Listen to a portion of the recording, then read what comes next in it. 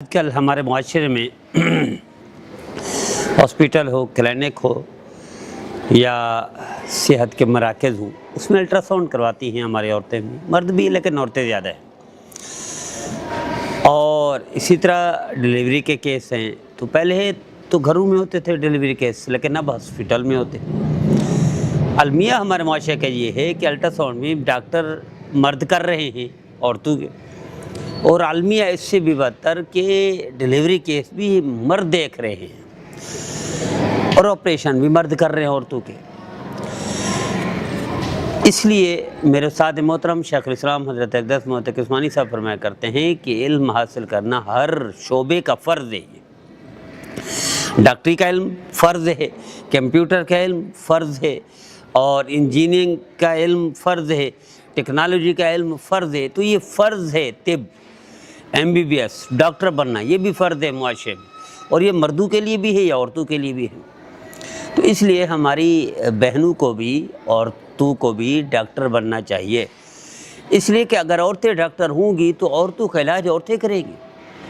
مخصوص بیماریاں ہیں، اس میں عورت دیکھ سکتی ہے عورت کو، اور ڈیلیوری کیسے عورت ہی ڈیلیوری کر سکتی ہے۔ جیسے پہلے دائی ہوتی تھی، عموماً گھروں میں یہ دائیاں وہ کرتی تھی ڈیلیوری کیسے، لیکن ہم ہاسپٹل میں، اب تو دیہاتوں میں بھی شاید دائی نے وہ کام کرنا چھوڑ دیے ہے، اس لیے مزاج بن چکا ہے معاشرے کا۔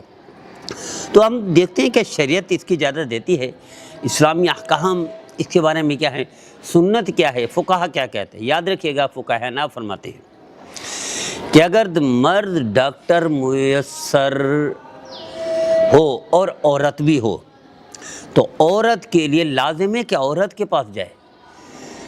اس نے اگر کروانا ہے الٹرا ساؤنڈ تو بھی عورت سے کروائے، اس نے کروانا ہے آپریشن تو بھی عورت سے کروائے، اس نے ڈیلیوری کیس کروانا ہے تو بھی عورت سے کروائے۔ لیکن اگر عورت نہ ہو اور صحت کا خطرہ ہو، جان کا خطرہ ہو، اور زندگی موت کی کشمکش میں مبتلا ہو، تو آپریشن مرد ماہر اور ڈاکٹر قابل ہو اور عورت میسر ہی نہ ہو تو مرد آپریشن کر سکتا ہے، ڈیلیوری کیس بھی دیکھ سکتا ہے، اور الٹرا ساؤنڈ بھی کر سکتا ہے۔ لیکن اس کے لیے حکم یہ ہے کہ بس اتنا حصہ کھولا جائے، اتنا حصہ دیکھے، اتنا حصہ دکھایا جائے جتنا ضرورت ہو۔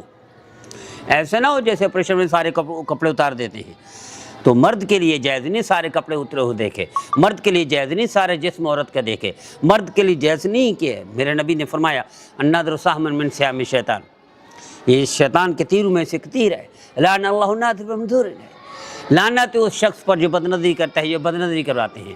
تو اگرچہ مجبوری ہے، اور مجبوری کے حد تک تو شریعت نے، اسلام نے یہ بھی جائز کر دیا ہے کہ حرام حلال کر دیا۔ کوئی بھوکا مر رہا ہے، کتا کھاتا ہے، اس کے علاوہ کوئی چیز نہیں کھانے کو، تو یہ حلال ہے۔ کوئی بھوکا مر رہا ہے، گدھا ہے، گدھے کا گوشت مل گیا ہے اور ورنہ بھوکا مر جائے گا تو اس کے لیے حلال ہے۔ کوئی پیاسا مر رہا ہے، کوئی حرام پینے کی کوئی چیز ملتی ہے، پانی کوئی ہے نہیں ورنہ مر جائے گا تو اس کے لیے حلال ہے۔